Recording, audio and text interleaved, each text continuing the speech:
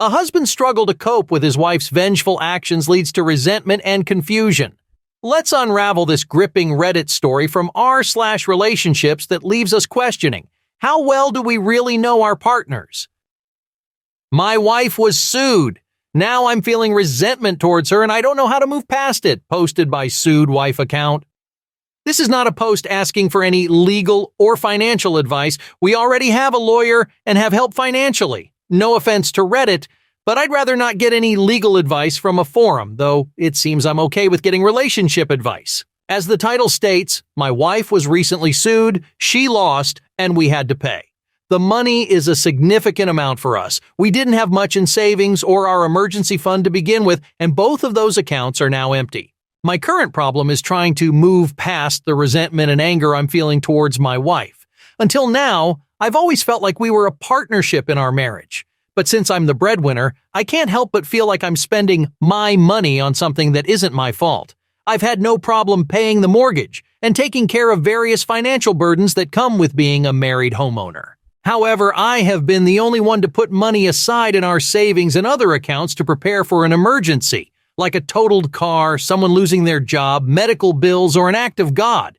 Not a stupid lawsuit where I know my wife is guilty.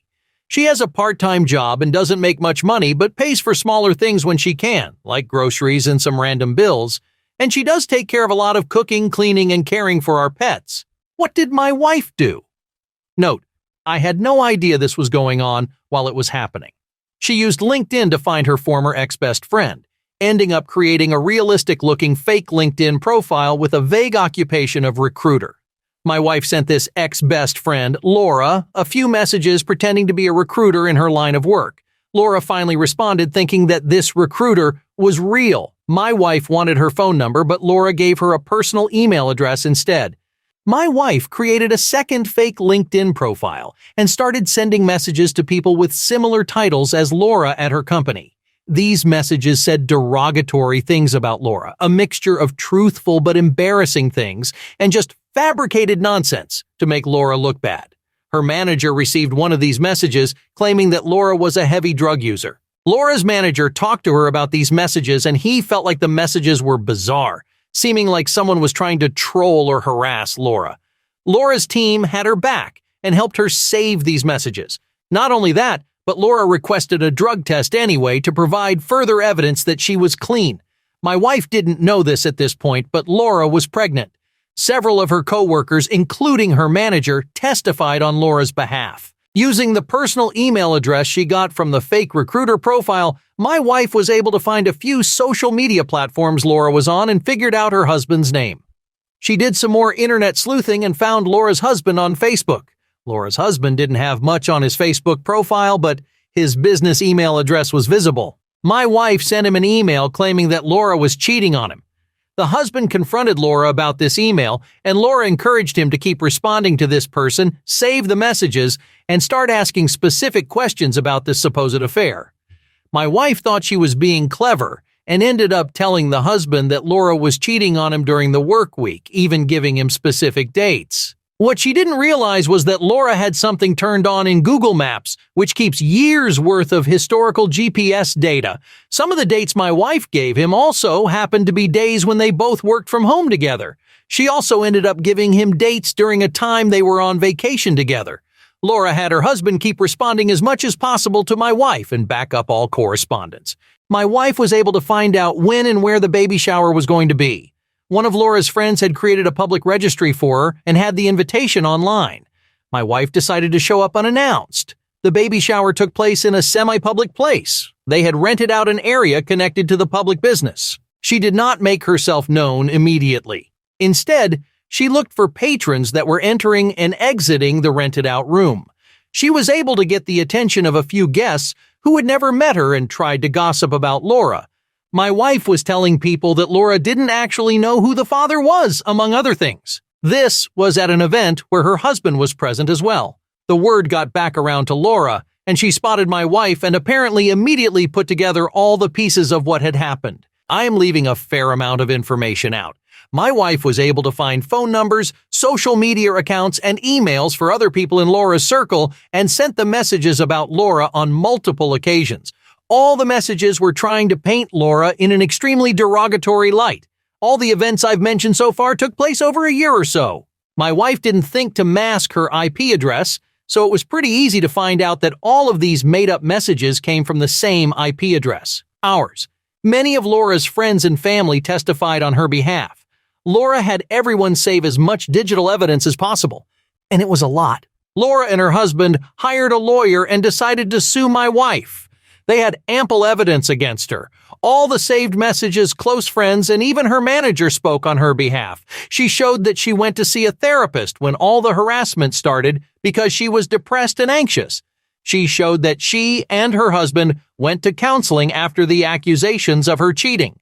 She even went above and beyond, having more drug tests done to show she was clean and that my wife's accusations were 100% false, and even had a paternity test done to show that my wife was again wrong and chose to lie. I honestly felt awful for Laura. There were lots of tears on her end.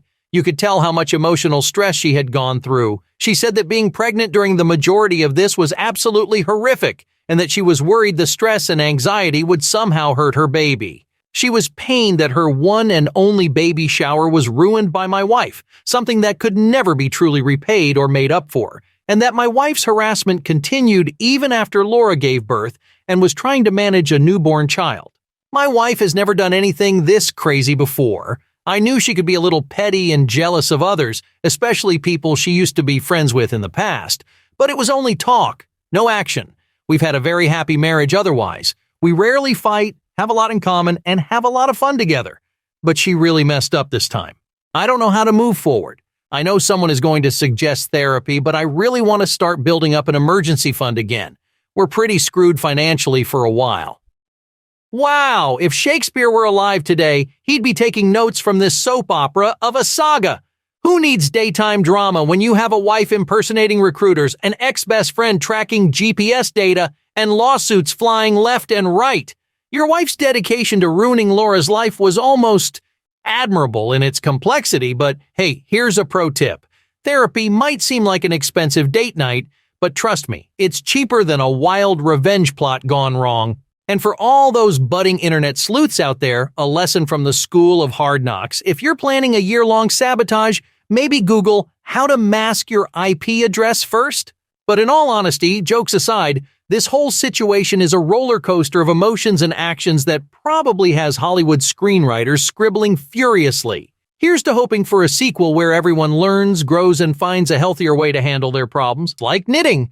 Maybe knitting would be good. Lastly, a piece of unsolicited financial advice. Maybe start putting some money aside for a "my spouse might get sued for being an amateur detective" fund. You never know when you'll need it. That is absolutely not normal, and your wife clearly has some serious issues that I think you, and she obviously, need to start addressing. That level of harassment and the duration of it is frankly terrifying, and I feel like you should be concentrating on dealing with that rather than just the financial fallout. Dude, that is a crazy story. The amount of time she spent doing this versus spending time with you, working, or anything otherwise constructive is insane. For sure she needs therapy. You would be completely justified if you wanted to leave her now. Holy crap! What your wife did was extreme and pretty terrible. You should be feeling resentment towards her. She should be finding extra work and paying the debt off herself. This isn't on you. I can tell you, if it was me, I'm not sure I could get past it, and I sure as hell wouldn't be paying financially for her deliberate and sustained harassment of someone. That's divorceable. Your wife is a psychopath.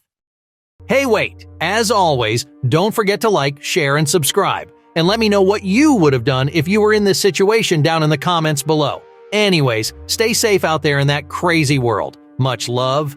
Peace.